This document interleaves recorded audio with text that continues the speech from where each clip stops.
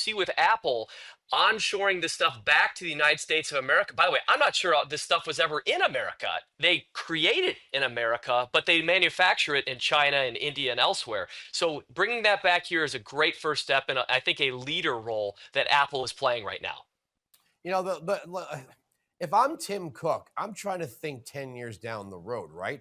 Like Trump is saying, look, we're going to give you a hospitable environment to manufacture in the United States. We'll cut your taxes. We'll roll back some regulations. See, in China, they know the leadership's not going anywhere, That's right. right? Xi Jinping is not up for re-election every 4 years. They know it's a flat and even plateau. Might not be nice to do business with the communists, but you know what to expect.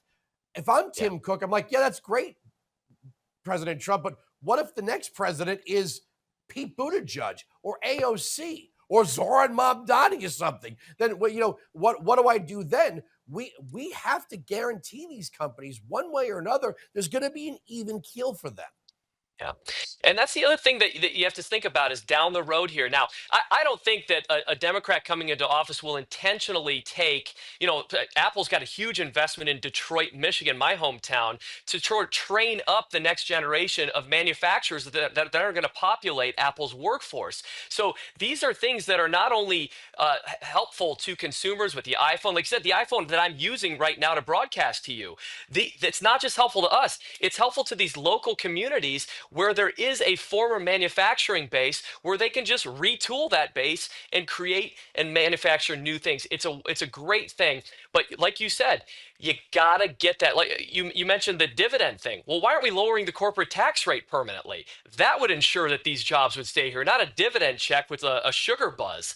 We could lower the corporate tax rate with all this revenue coming in and ensure that these companies would stay forever.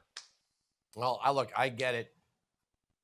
Free money it's tempting, right? I Yeah. mean, like you said, sugar buzz. I mean, most people, even some conservatives, like I'd like a $600 check. I could think of one, and there'll be arguments. Well, people will inject this right into the economy. Yeah, but then you got to think what the Democrats are going to do down the road. All of a sudden, equity will come in, and some people are going to get bigger rebates than others. And then, I mean, I don't know. I think if they're going to do anything, start paying down the debt. Be the first president in our lives to Yeah. actually say the debt was 37 trillion, now it's 36, next year it'll be 35, and we're just going to keep going until we get to a manageable amount of debt, and hopefully they won't run it back up. I'll give you the last 10 seconds.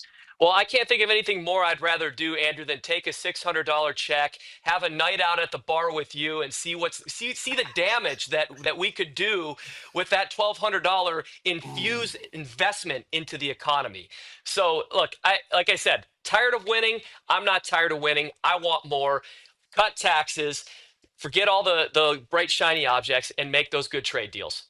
For full shows, live and on demand, it's Salem News Channel.